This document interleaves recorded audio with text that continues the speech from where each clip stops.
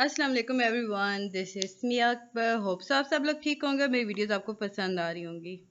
आज ही हम लोग कर रहे हैं एजुकेशन 305 की असाइनमेंट। क्लासरूम मैनेजमेंट है जी, एजुकेशन 305 बेसिकली इसकी फर्स्ट असाइनमेंट आ गई थी। आज हम इसका सोल्यूशन करेंगे स्टेप बाय स्टेप, बिल्कुल correct solution, simple to the point बात होगी, कोई आगे पीछे हम नहीं चल रहा है। तो चलिए जी वीडियो शुरू करते हैं। वीडियो शुरू करने से पहले काइंडली गाइस मेरे चैनल को लाइक और सब्सक्राइब जरूर कर दीजिएगा, और अगर पसंद आती है तो कमेंट भी कीजिएगा। लेसन नंबर 1 और 15 को बेसिकली इसने कवर किया है। ऊपर के इंस्ट्रक्शन तो आप सबको पता ही होती हैं क्या होंगी। हम डायरेक्ट क्वेश्चन की तरफ चलते हैं। अच्छा, क्वेश्चन पे जाने से पहले हम थोड़ा सा मार्किंग स्कीम देख लेते हैं। ये थोड़ी सी इंपॉर्टेंट थी। अब पहले क्वेश्चन का क्राइटेरिया बता दिया गया जी, ये क्वेश्चन है एक्सेम्पलरी बता दिया गया, और एक्सेप्टेबल और इनकम्प्लीट। अगर आपने फुल मार्क्स लेने हैं तो आप एक्सप्लेन करेंगे इफेक्टिवली कि रूटीन और स्ट्रक्चर क्या है, कम्युनिटी इन्वॉल्वमेंट में इसका क्या काम है, कोई ग्रामेटिकल एरर नहीं होना चाहिए और क्राइटेरिया पूरा होना चाहिए। बाकी दो हम छोड़ देते हैं, वो इतना अच्छे नहीं है क्योंकि हम लोगों ने पूरा कंप्लीट 10 मार्क्स के लिए असाइनमेंट बनाई है।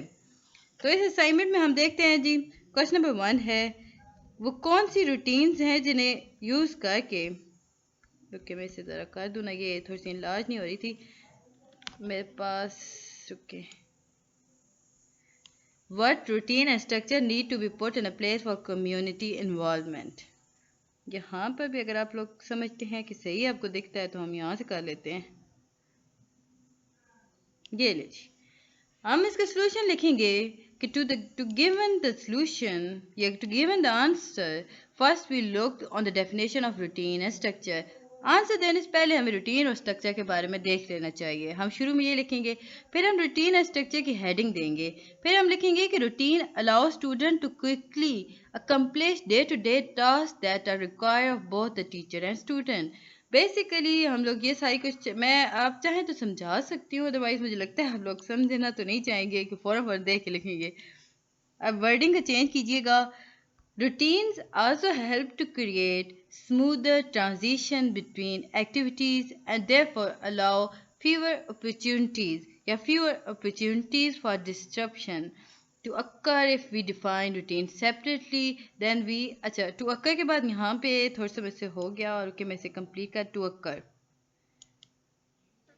फुल स्टॉप आएगा। अगर हम डिफाइन करें रूटीन को सेपरेटली तो हमें पता चलेगा कि routine is the everyday activity done by a person. It means that every single thing you done every day, maybe every specific hour continuously. अब कॉमन एग्जाम्पल हम देख लेते हैं जी। फुल 10 मार्क्स के लिए हम कह रहे थे। अब कॉमन एग्जाम्पल क्या होंगी स्कूल के अंदर? अटेंडेंस रोज़मर्रा का काम है, आंसर क्वेश्चन सेशन रोज़ाना होता है, टॉपिक को इंट्रोड्यूस टीचर्स रोज़ाना कराते हैं, discussing about objective of lesson बताएंगे, उसके बाद कलेक्टिंग होमवर्क चेक करेंगे। ठीक है जी। उसके बाद हम देखते हैं जी स्ट्रक्चर की definition. A structure is defined as a part of a system in which objects are arrange organise, या तो हम लिख देंगे ऑब्जेक्ट्स आर अरेंज या लिख देंगे ऑर्गेनाइज। अगर आप लोग चेंज करना गाइस, चेंज लाजमी कीजिएगा वरना इशू आ जाएगा आपका। In other words, we say that structure mean to purposefully arrange specific thing in a specific way. अगर हम बात करें, ओके गाइस, यहाँ आपको एक और इम्पोर्टेंट चीज़ एरियल में लिखिएगा और 12 कम्युनिटी में दीजिएगा। ठीक है जी। A structure as the part of a system in which ये तो हम कर चुके थे। अच्छा, we discuss about community। अब हम स्ट्रक्चर को देख चुके हैं, अब हम कम्युनिटी की तरफ आते हैं। A community. A class community consists of a space composed of a student who feel a sense of belonging. रुकिए, मैं इसे एरियल में आना चाहिए था इसे, ये हर 2 मिनट बाद बदल जाता है। Okay. A classroom community consists of a space composed of a student who feel a sense of belonging, community या belonging coming together with the common goal of a learning. Feeling a sense of belonging is critical sense because क्यों है critical sense? Students who don't feel connected to their classroom community may not put in the effort to unify with their classroom, with their classmate. ये यहाँ से देख लेते हैं। When we discuss about routine and structure need to be put आप लोग कहेंगे मैं दो दो चीज़ें दिखा रही हूँ, वो वर्ड पैड है, ये नीट ऑफिस राइटर है, तो इसमें मैं लिखती हूँ, वो वर्ड पैड में सेव हो जाता है। जब हम बात करेंगे, डिस्कस करेंगे रूटीन और स्ट्रक्चर को, कि व्हेन वी, सॉरी मैं फिर डिफाइन करना सिखा देती हूँ, आप लोग को डिफिनेशन तो नहीं चाहिए होगी प्रॉब्ली, आप लोग चाहते हैं कि जल्दी जल्दी लिख लें बस। When we discuss about routine and structures need to be put in a place for community involvement in school and classroom, then we said that community involvement in the school include parents, school, comma, and the community should work together to earn higher grade and test scores graduate. If we said that community involvement is very important and meaningful for the development of a student, comma, parents and school work together, the of health learning of a student. फिर इसके बाद हम चलते हैं जी, routine heading दीजिएगा, routine and structure need to be put in a place for community involvement in school and classroom, पूरी पूरी हेडिंग आ जाएगी।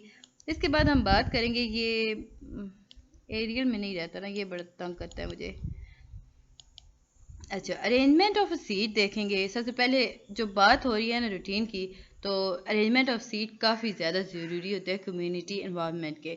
अभी हमने कम्युनिटी इन्वॉल्वमेंट डेफिनेशन लिखी, फिर आप उसे डिफाइन करेंगे जी। देखिए, arrangement of a seat play important role in a community involvement because when seats are set close to each other, then students also communicate with each other, they discuss every problem related to study with each other. फिर parent involvement आ जाती है जी, parent कैसे involve होते हैं community में। तो देखिए, ये एक एसेंशियल टूल है, इंपॉर्टेंट टूल, आप एसेंशियल टूल लिख दीजिएगा, अदरवाइज इंपॉर्टेंट टूल लिख दीजिएगा, थोड़ी सी तब्दीलियाँ जरूर लाइएगा। Involvement because it is responsibility of a parents to establish home environment to support children as a learner. इसके बाद जी मेकिंग ग्रुप। अब मेकिंग ग्रुप कैसे होगा, देखिए क्लासरूम में ना टीचर की रिस्पॉन्सिबिलिटी होती है, कि मैं सिर्फ कर ही दूँ ना, ये इस तरह सेव अब एरियल में कीजिएगा, बहुत ईजी हो जाता है। In a classroom class routine, if we talk about community involvement, then grouping is necessary because when teacher asks some question or giving task, all the member of a group participate in it. फिर इसके बाद ही मेरे पास आता है fourth point, giving lesson related problem. अब teacher की जिम्मेदारी है कि वो ऐसे प्रॉब्लम दे जो कि लेसन रिलेटेड है, in the end of session, in the end of lecture, ताकि बच्चे कलेक्टिवली उसके अंदर काम कर सकें, उस प्रॉब्लम को सॉल्व कर सकें। ये एक बेहतरीन तरीका है कम्युनिटी इन्वॉल्वमेंट का इन द क्लास। इसके बाद ये सेकंड क्वेश्चन आ गया, in what ways teacher create plan for teaching learning that is constant with their philosophy. इसकी भी 10 मार्क्स के अकॉर्डिंग ये क्वेश्चन किया गया है। शुरू में हम लिखेंगे जी, the good teacher know and understand student how the development learn okay, how the development learn, comma full stop का बहुत ख्याल रखा करें, अदरवाइज ये बहुत प्रॉब्लम क्रिएट करता है। बाय लर्निंग फिलॉसफी, comma दें, a teacher would be able to view and analyze from the perspective of their student apart from understanding why students are behaving in a particular way. Teacher, रुके मैं इसे देख लूँ, ये aerial ही में चल रहा है, ये एरियल ही चल रहा है। Teacher would also be able to know how students perceive their action. In my point of view, next paragraph में लिखिएगा कि आपके अकॉर्डिंग कैसे है टीचर प्लान कर सकती है। तो आप लिखिए, in my point of view philosophy of a teacher can better be describe as a philosophy of learning. In order to be an effective instructor, I am focus on student learning and adjust my teaching strategy in response to the pace या depth of a student understanding. आप pace लिख लीजिएगा या depth लिख लीजिएगा, दोनों अल्फाज में से एक का चुनाव कीजिएगा। आई view teaching as an interaction between an instructor and a student. Thus, the impact of this interaction on a learning rather than my activity as an instructor is of primary importance. ये मैंने अपने according आपको बताया कि teacher की क्या responsibility हो सकती है। इसके बाद ही हमारे पास आता है the most effective teaching and learning strategies of plan. तो टीचिंग और learning strategy of a plan क्या कौन से हो सकते हैं बहुत इफेक्टिव। हम लोगों ने ये बुक में से कुछ मैंने निकाला आपके लिए। Teaching strategies are methods and technique that a teacher will use to support their people mean students. आप सिंपल स्टूडेंट्स लिख दीजिए तभी चल जाएगा। Through the learning process, a teacher will choose the thing, get the teaching strategy most suitable to the topic being studied, the level of expertise of learner, and the stage in their learning journey. In one lesson, a teacher may use many different teaching strategies. हम लोगों ने पढ़ा था इसमें education में कि teachers अगर एक ही सब्जेक्ट को बार बार हर साल पढ़ा रही हैं तो वो एक किस्म टीचर को तो लगेगा कि ओके ये ठीक है, बट बच्चों को मे भी वो समझ ना आए। तो इसके लिए ज़रूरी है कि टीचर को डिफरेंट स्ट्रेटजीज यूज़ करनी चाहिए। The most effective teaching strategies are those proven to work over large scale trials.